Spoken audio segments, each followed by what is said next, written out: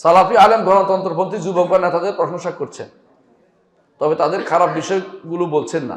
এটা আসলে সালাফি মানহাজ না, এটা সালাফি মানহাজ না। কথা বুঝছেন?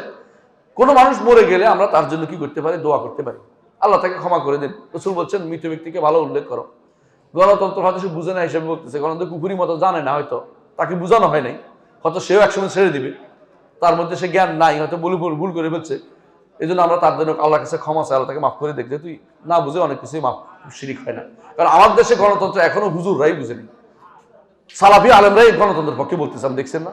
তো একটা সাধারণ ছাত্র সে বুঝবে কি করে এটা? গণতন্ত্রকে বলতেছে কি এটা ক্ষমতা যাওয়ার মাধ্যমে, এটা কোনো শিরিক না। তো গণতন্ত্র দেখি ইসলামের জিনিস নাকি? এটা বাইরের জিনিস না?